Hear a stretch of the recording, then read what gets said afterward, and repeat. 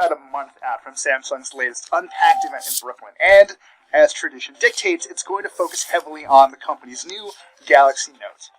Any of you hoping for some news about the Galaxy Fold on August 7th will probably be disappointed, though. A recent report from Bloomberg indicates that Samsung does not plan to talk about it on stage, which is too bad because that same report suggests that the company has finally completed its redesign of its first foldable phone.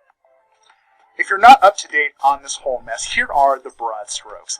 Samsung originally planned to release the Galaxy Fold in the spring and gave all of us usual suspects devices to review. A few people who thought a film layered on top of the screen was a screen protector trying to peel it off, only to discover that they had ruined their phones in the process.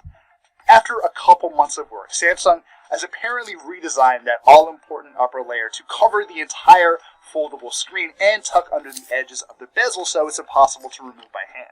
Beyond that, Samsung also redesigned the phone's hinge to protrude upward just a little bit when the device is unfolded. That's meant to push that plastic layer up a little more, adding tension and making it feel, quote, harder, unquote. That all sounds like a step in the right direction, and it should go a long way in keeping people from ruining their $2,000 phones. What's not clear is whether Samsung fixed some of the other issues I and other reviewers ran into earlier this year.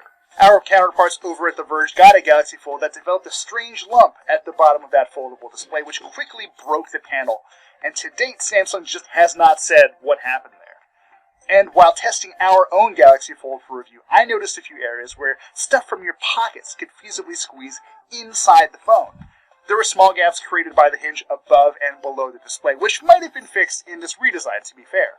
There is also the outside of the hinge to be concerned about, though. It doesn't seem impossible that some pocket crud could wedge its way into the hinge while it's closed and then get forced inside the phone when it's being unfolded. If Samsung times things right, it could still be the first major smartphone maker to release a foldable device. Motorola is, or was at some point at least, planning to release one this summer, and Huawei recently said that it plans to release its Mate X in September.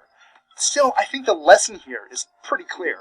As Samsung very capably proved earlier this year, sometimes being first just doesn't count for as much as you think. We'll see you next week